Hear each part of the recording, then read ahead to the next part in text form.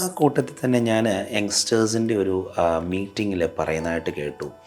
ആ, യൂണിവേഴ്സിറ്റി കാലഘട്ടത്തിലൊക്കെ ഒരുപാട് ടെംപ്റ്റേഷൻസ്, റാഗിങ്, ഇങ്ങനെയുള്ള ഒരുപാട് കാര്യങ്ങൾ അഭിമുഖീകരിച്ചിട്ടുണ്ടെന്ന് പറഞ്ഞു. ഇന്നത്തെ നമ്മുടെ സമൂഹത്തിലും നമ്മുടെ യുവാക്കൾക്ക് ഇങ്ങനെയുള്ള ഒത്തിരി ടെംപ്റ്റേഷൻസ്, പ്രലോഭനങ്ങൾ അവരെ കമ്പൽ ചെയ്യുക, ഫോഴ്സ്ഫുള്ളി ഒക്കെ ചെയ്യുക.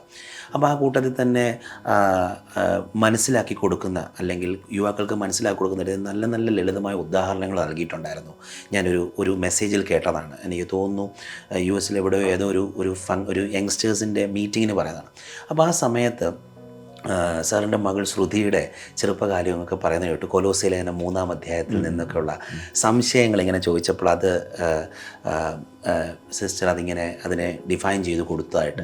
അപ്പം ഇന്നത്തെ ഒരു സമൂഹത്തിൽ ഇങ്ങനെ ഫോഴ്സ്ഫുള്ളി ആയിട്ട് അല്ലെങ്കിൽ ഒരുപാട് ഡിപ്രഷനിലേക്കൊക്കെ പോകുന്ന യങ്സ്റ്റേഴ്സിനായിട്ട് സാറിൻ്റെ അനുഭവം വെച്ച് അവർക്ക് കൊടുക്കാൻ പറ്റുന്ന ഒരു സന്ദേശം എന്താണ് കൊടുക്കാൻ പറ്റുന്നത്? അതായത് ഞാൻ വിശ്വാസത്തിൽ വന്നപ്പോൾ ഉണ്ടായിരുന്ന 2 പാസ്റ്റർമാരുടെ കാര്യം ഞാൻ പറഞ്ഞല്ലോ. പാസ്റ്റർ TC ഷോ ഉണ്ട്, അതുകൂടാതെ 2 യങ് പാസ്റ്റേഴ്സ് ഉണ്ട്, ചെറിയാൻ KS ജോസഫ്. ഇവർ രണ്ടുമാണ് എന്നെ വളർത്തിക്കൊണ്ട് വന്ന ആളുകൾ എന്ന് പറയുന്നത്. അപ്പോൾ അന്ന് അവർക്ക് ഉള്ള ഒരു പ്രത്യേകത, വളരെ യങ് ആയിരുന്നിട്ടും അവരെന്നെ കൺസിഡർ ചെയ്തു. തന്നെയല്ല, ആ ആത്മീയത എൻ്റെ ഉള്ളിൽ വന്നു. പിന്നെ ഞാൻ സ്നാനമേറ്റു. അത് വീട്ടിലറിയാതെ പോയി സ്നാനപ്പെട്ടതൊക്കെ. അത് ശരി. പിന്നെ അതിന് എന്തെങ്കിലും പിന്നീട് അതിൻ്റെ കോൺസിക്വൻസ് ഇല്ല. എൻ്റെ ഫാദർ എന്നെ തല്ലുകയും അടിക്കുകയും പുറത്താക്കാനൊക്കെ അങ്ങനെയൊക്കെ ചെയ്തിട്ടുണ്ടെങ്കിലും ഞാൻ സ്നാനമേറ്റു എന്നറിഞ്ഞു കഴിഞ്ഞപ്പോൾ അദ്ദേഹം പറഞ്ഞു, ഇനി അവനെ തിരിച്ചു കൊണ്ടുവരാൻ പറ്റത്തൊന്നുമില്ല, ഇനിയിപ്പം അവൻ്റെ ഇഷ്ടത്തിന് പൊക്കോട്ടെ എന്ന് പറഞ്ഞു. അപ്പം സ്നാനമേറ്റത് ഒരനുഗ്രഹമായി. പിന്നെ അത് കഴിഞ്ഞിട്ട് ഞാൻ കോളേജിലോട്ട് കയറുന്നത്, അന്ന് എനിക്ക് 16 വയസ്സ് തികഞ്ഞിട്ടില്ല. 15 വയസ്സ് കഴിഞ്ഞപ്പോൾ, പണ്ട് 15 വയസ്സാകുമ്പോൾ തന്നെ 10 പാസ്സാകുമല്ലോ. 10 പാസ്സായി കഴിഞ്ഞ നേരെ ഞാൻ കോളേജിൽ ചെന്നു. റാഗിങ് അന്ന് 1977 ഞാൻ കോളേജിലോട്ട് ചെല്ലുന്നത്. അപ്പോൾ റാഗിങ്ങിൻ്റെ പ്രശ്നങ്ങളൊക്കെ ഉണ്ടായിരുന്നു. അപ്പോൾ അത് കോളേജും അക്സെപ്റ്റ് ചെയ്തിരിക്കുന്ന ഒരു കാര്യമാണ്. കാര്യം ഈ ഗ്രാമത്തിലൊക്കെ വളർന്ന പിള്ളേരെ ഒന്ന് എക്സ്പോസ്ഡ് ആകാനായിട്ട്. അപ്പോൾ ഇവർ എന്നോട് ഒത്തിരി കാര്യങ്ങൾ, അവിടെ ഇരിയട, എവിടെ ഇരിക്കണ്ടേ, കസേര ഉണ്ടെന്നും വെച്ചിരിക്കുക എന്നൊക്കെ പറഞ്ഞ് അങ്ങനെ അതൊക്കെ ഞാനെല്ലാം അനുസരിച്ചു. പക്ഷേ അവരെന്നോട് സിഗരറ്റ് വലിക്കാൻ പറഞ്ഞു. അപ്പോൾ ഞാൻ പറഞ്ഞു, ഇല്ല, എനിക്ക് ചെയ്യാൻ പറ്റില്ല. അതെന്താണ് 15 വയസ്സുള്ള ഒരു ചെറുക്കനോട് സിഗരറ്റ് വലിക്കാൻ പറഞ്ഞാൽ സന്തോഷത്തോടെ വലിക്കുമെന്ന് അവർ ചിന്തിച്ചത്.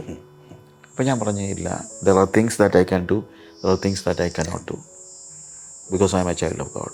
അപ്പോൾ ഞാൻ ആ ടെംപ്റ്റേഷൻസിൽ ഞാൻ വിജയിക്കാൻ കാരണം ഞാൻ ആരാണെന്നുള്ളത് എനിക്കറിയാമായിരുന്നു. എൻ്റെ ഐഡൻറ്റിറ്റിയെക്കുറിച്ചുള്ള ബോധ്യം, ആ ഐഡൻറ്റിറ്റിയെക്കുറിച്ചുള്ള ബോധ്യമാണ് ഒരു വ്യക്തിയെ പാപത്തിൽ നിന്ന് മാറ്റി നിർത്തുന്നത്. ദാനിയേലിൻ്റെ ചരിത്രം വെച്ച് ഞാൻ എപ്പോഴും അത് പ്രസംഗിക്കാറുണ്ട്. ഡാനിയേൽ അവിടെ എഴുതിയിരിക്കുന്നത്, Daniel resolved that he will not defile himself with the food that is served on the king's table and the wine that he drinks. രാജാവിൻ്റെ ഭോജനം കൊണ്ടും രാജാവ് കുടിക്കുന്ന വീഞ്ഞു കൊണ്ടും തന്നെ അശുദ്ധമാക്കയില്ല എന്ന് ദാനിയേൽ നിശ്ചയിച്ചു. റിസോൾഡ് എന്ന ഒരു റെസൊല്യൂഷൻ എന്ന് വെച്ച് കഴിഞ്ഞാൽ ചത്താലും മാറ്റത്തില്ലെന്ന് പറയുന്നതാണ് റെസൊല്യൂഷൻ എന്ന് പറയുന്നത്. അല്ലാതെ ദൈവം സഹായിച്ചാൽ പറ്റിയാൽ എന്നൊന്നുമല്ല.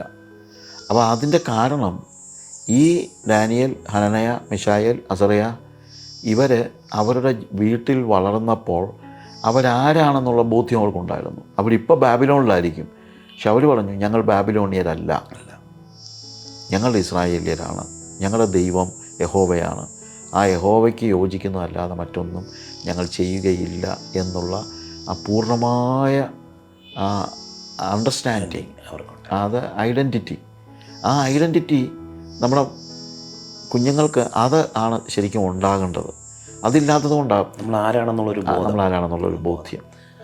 അപ്പം ഞാനതിന് ഉദാഹരണമായിട്ട് പറയാറുണ്ട്, അലക്സാണ്ടർ ദ ഗ്രേറ്റ്.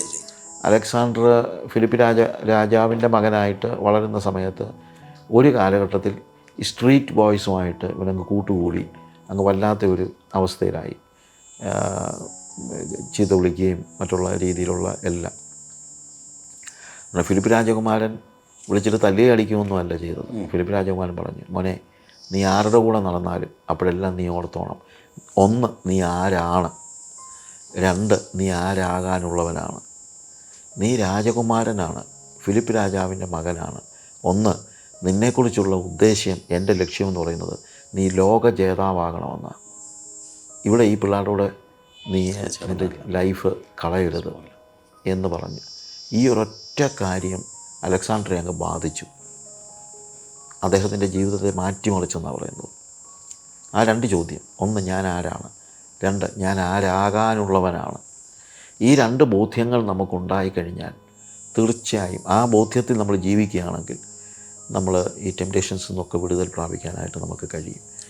പിന്നെ മറ്റൊരു കാര്യവും ഞാൻ പറയാറുണ്ട്, ടെംപ്റ്റേഷൻസ് വരുമ്പോൾ ടെംപ്റ്റേഷൻസിലേക്ക് ആളുകളെല്ലാം ചോദിക്കും. ഇപ്പം ഞാനും ഞാൻ ആഫ്രിക്കയിലാണല്ലോ കൂടുതൽ സമയം.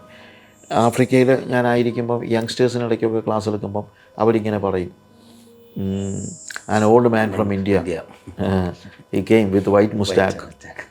അപ്പം അയാൾക്ക് എന്തോ ആ യങ് ലൈഫിനെ കുറിച്ച് അറിയാവുന്നത്. അപ്പോൾ ഞാൻ പറയാറുണ്ട്, ഞാൻ യങ് ലൈഫിൽ കൂടെ തന്നെയൊക്കെയാണ് വന്നത്. നിങ്ങൾ വന്നതുപോലെ ഞാൻ ജനിച്ചപ്പോഴേ നരച്ച മീശയുമായിട്ടൊന്നും അല്ല വന്നത്.